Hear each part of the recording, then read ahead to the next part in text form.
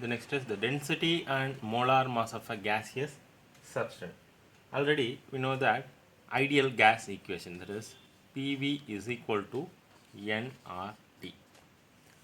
Here, on rearranging this equation, you will get this N by V is equal to P by RT. Here the N means what? N is equal to M by M, mass by molar mass. That is the number of moles or mass by molar mass. And substituting this value in this equation, you get M divided by M V is equal P by RT. So here the M by V means what? Mass by volume is density. So that D divided by M is equal P divided by RT. Here the D is a density, and the rearranging this equation, you will get, that is the, we get the relationship, that is the for calculation for molar mass of a gas. So M is equal to D RT divided by P. So here we can calculate the molar mass of the substance and also the density.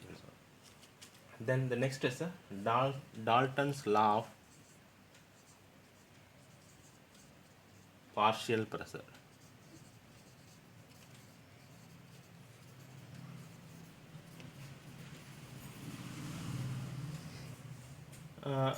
This laws mainly state that total pressure exerted by the mixture of the non-reactive gas is equal to the sum of the partial pressure of the individual gases.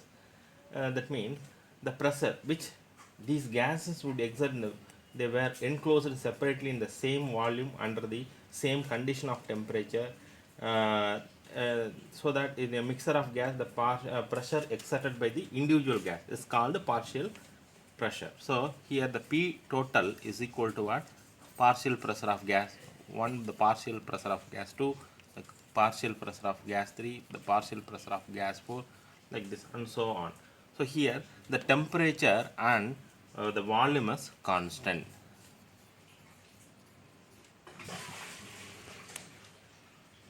So here the P total is the this is the total pressure, and the P1, P2, P3 is the partial pressure. Here, usually gases are generally collected over water and therefore are moist.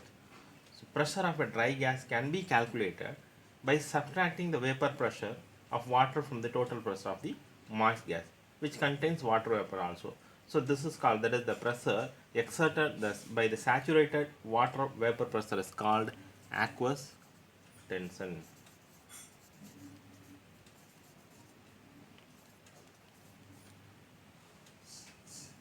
So here the equation is there is dry gas, pressure of the dry gas is equal to P total minus aqueous tension.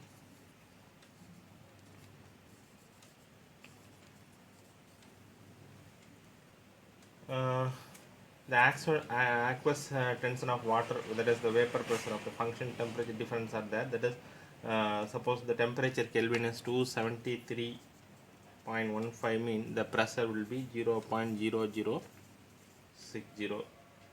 283 means 283.15. That the pressure will be, the vapor pressure will be 0.0121, like this. Next is the partial pressure in terms of mole fraction. Suppose at the temperature T, then three gases enclosed in the volume, that is V, and exerted partial pressure is called P1, P2, P3, like this. See that equation will be what? That is P1 is equal to N1, that is number of moles. N is the number of moles, so N1 is the number of moles of the first one, RT divided by V. The similar way for P2, N2 RT divided by V. then P3 N3 RT divided by V. Here the N1, N2, N3 are the number of moles of the gases. So the here we have to express the total pressure. So that the formula is what? P total is equal to P1 plus P2 plus P3. Here the P1 is what? N1 RT divided by V, P2 N2 RT divided by V, and N3 RT divided by V. And adding of this equation, that N1 plus 2 N2 N3, this number of moles we are adding, and that RT by V we can take a common, so RT by V. Then and dividing that P1 and dividing P1 by P total, we will get, that is P1 divided by the P total is equal to P1 is what? N1, that is N1 N1 plus N2 plus N3, that is RT RTV divided by, here also the dividing is RTV. So here we will get, and finally N1 divided by N1 plus N2 plus N3 is equal to what? N1 divided by the N total, that simply we can denote N, that is the number of moles. This N1 by N is equal to called mole fraction, that is XR, simply we can denote it chi. Here here the X is the mole fraction of the gas, that is X1, we can indicate X1. X1 is the mole fraction of a first gas. The similar way, second gas, third gas, you can also write like this, that is the P2 is equal to chi2 P total, P3 equal to chi3 P total, like this. So the this is P1 divided by P2, so that it will become, that is P1 is equal to chi1 into P total. Here the P1 X1 the partial pressure of the gas, the P1 P2 P3, and the X1 X2 X3, that is the partial mole fraction of the ith gas. So if the total pressure of mixture of gas is known, the here the equation, that is the equation can be used to find out the pressure exerted by the individual gases. Look at the numerical. A neon dioxygen mixture contains 70.6 gram of dioxygen and 167.5 gram of neon. If pressure of the mixture of a gas in the cylinder is 25 bar, what is the partial pressure of dioxygen and neon in the mixture? So we have to find out the partial pressure of dioxygen and the partial pressure of neon. See, first the number of moles of dioxygen. How to first we will find out the number of moles of the dioxygen. Number of moles of dioxygen. Here the mass by molar mass. So mass of the here dioxygen is what? 70.6. So mass divided by molar mass. So 70.6 gram divided by the molar mass of the dioxygen is 32 gram per mole. 32 gram per mole. So on simplifying this, you will get, that is 70.6 divided by 32, it will become 2.21 mole, because the mole inverse become mole. Then the number of moles of neon, we have to calculate the number of moles of neon. So number of moles of neon is what? 167.5 gram. First mass of the neon is 167.5 gram Then the molar mass of the neon is 20 gram per mole. Then it will become, and simplifying this, you will get 20, sorry, 88.375 mole. Then we have to calculate the mole fraction. Mole fraction of dioxygen. So the mole fraction of dioxygen. First, we were calculated the number of moles is what, that is 2.21 mole. Then the mixture of gas, so you have to add 2.21 and the 8.375. So the number of moles of oxygen is 2.21 mole, and the mixture of gases is what, oxygen and nitrogen. So oxygen is 2.21 mole and the neon is 8.375 mole. So here we will get, after simplifying this, you will get that is 2.21 divided by 10.585, so it will become 0.21. So this is the value. The mole fraction of oxygen is 0.21. Then the mole fraction of neon.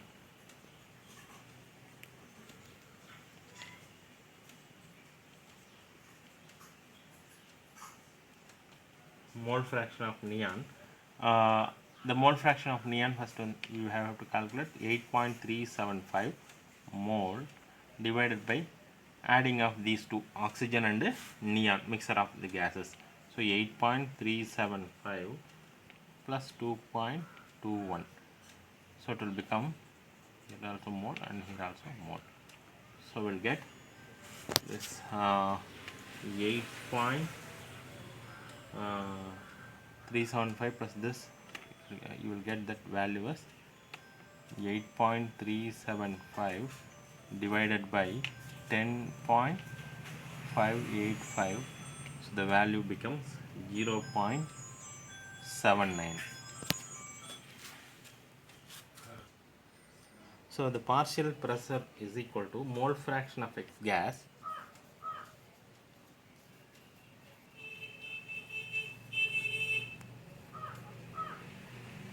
mole fraction of a gas into total pressure, plus P total pressure. Here we can calculate the partial pressure of oxygen. The partial pressure of oxygen,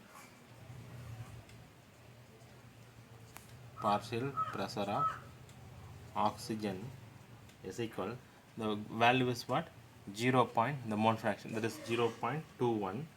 The total pressure is what, the total pressure is 25 bar. In the sum 25 bar. So 25 bar, you will get 5.25 bar. Then the partial pressure of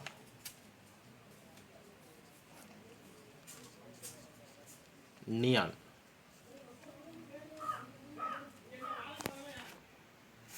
Okay, the partial pressure of neon. So the mole fraction of X gas, that is the mole fraction of neon is what, 0.79. Then the total pressure is 25 bar. So it will become 19.75 bar. See, next is the behavior of real gases, that is deviation from ideal gas behavior, and the theoretical term better to the experimental data. See, that the difficulties arises when we try to test how far the relation between that is PV is equal to nRT. What is the relations of the ideal gas? equation. That is, PV is equal to nRT reproduce, that is the actual pressure, volume, temperature relationships of the gases. So here we can draw a plot between the pressure volume versus pressure, that is point P, that is pressure volume and the pressure plot. That is, here the gases, the constant temperature, that is PV, will be constant. Here the PV will be constant, so that's mean this PV is constant, mean pressure volume is constant, mean what? Boyle's law. And the PV, that is pressure volume versus pressure graph at all pressure, will be a straight line parallel to the x-axis. This a plot that is constructed from the actual data for several gases at 273 Kelvin. But see, look at here. This is not a straight line. See, the ideal gas and the real gas. That is the deviation from the ideal gas behavior. There is no straight line. The straight line also there, but here are this lines on the curved lines also present. So that is the temperature. There is significant deviation from the ideal behavior. So this is the significant behavior. There is there are two types of curves are seen. That is dihydrogen helium and the carbon monoxide methane. See, in the plot first, there is a negative deviation. See, this is a negative deviation because the ideal gas below that 0, so it is a negative. This deviation is called a negative deviation. So that from negative deviation from the ideal behavior. So the PV value, that is the pressure volume values are decreases with increasing pressure and reaches the minimum value of the characteristic gases. Then after that the PV value start increasing. See, here also from here to increasing. It shows what? Positive deviation. This decreases on increasing pressure. It the curve will get aligned. That is, it goes a positive deviation. So it does, that is found that the real gas do not follow ideal gas equation under all condition. This is the main conclusion. Real gas do not follow ideal gas equation under all condition, in any conditions. Then here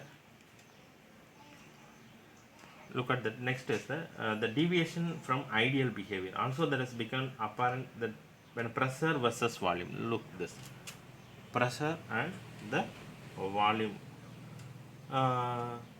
See, the experimental data for a real gas and the theoretical calculators of the Boyle's law, that is the ideal gas, should coincide. Look, the real gas and the ideal gas coincide. That is, the lines are coincide in a particular pressure. That is, it's apparent that the very high pressure is measured volume is more than the calculated volume.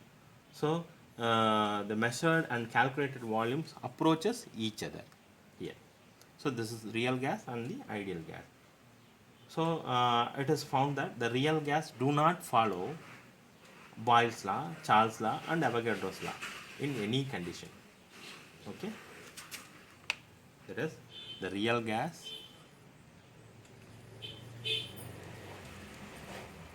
do not follow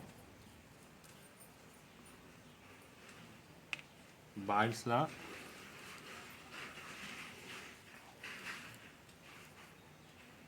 Charles' law and Avogadro law